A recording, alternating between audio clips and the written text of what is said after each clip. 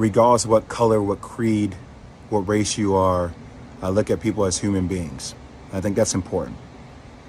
But life is always about taking a stand and holding principles. So I want to explain what I feel like my stance is as a black male in this world, okay? And conversations that I've had with my brothers and sisters in the black community. And I want you guys to empathize with it and hear me on it. So when I hear what Kyrie Irving has to go through in order to be reinstated, I'm appalled. I'm appalled.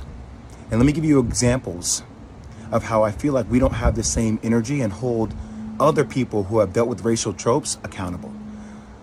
So when Sarah Silverman does blackface, or when Don Imus says nappy-headed hose, or when Howard Stern calls somebody the N-word in the skit, or when Brett Favre takes money from the state of Mississippi, we don't ask them to get sensitivity training. We don't ask them to donate $500,000. We don't ask them to meet with the Black National Caucus. They apologize, and then you know what? The rest of the world moves on.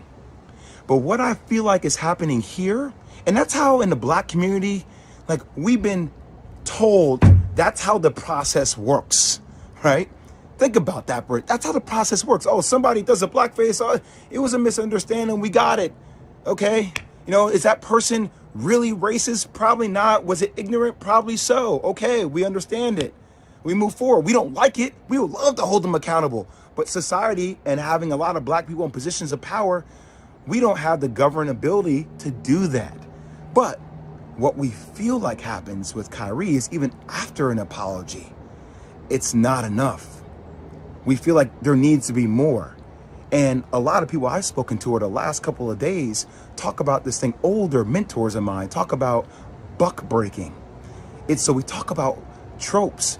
This is something that we feel like in the black community that happened way back in the day, where if there was a slave that was defiant, right, he got broken in front of everybody in order to show that he was not in a position of power. And that at the end of the day, he had to do what he was told to do because that's what was mandated of him. And there's a bigger situation going on. What's happening with Kyrie Irving? If the Nets don't want him to be there, just say you don't want him to be there.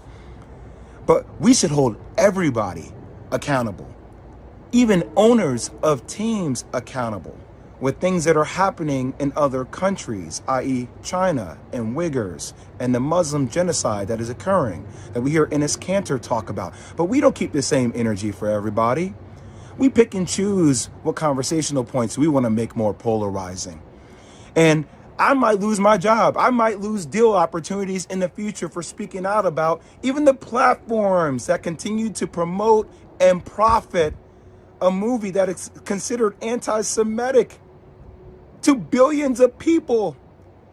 They don't have to be accountable. Who is accountable? But we're going to put everything on the shoulders of Kyrie Irving, who, even though he said, I cannot be anti-Semitic because if I know where I came from, stating that he's one of the 4 lost tribes.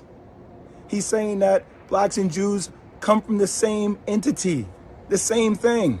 But we don't want to understand nuance. We want to be triggered by words, and we like fire, and we like things that are, going viral on social media, and everybody has some kind of hot take, and we're calling people idiots, and we're calling people names because that's what we do. We just destroy each other. I ain't gonna destroy each other, man. I'm not gonna do that. Is Kyrie Irving anti-Semitic? Hell no. Could he have gone about it maybe a different way? That's what I would have advised him to do. But I'm not gonna let you guys sit out here and make this dude out to be like he is a villain, like he is a bad person. He is looking to explore his heritage. Now, you can crucify me if you want. I don't give a damn anymore. It's time for people to start speaking out with nuance and speaking out on the principles they stand for. That's all I'll say.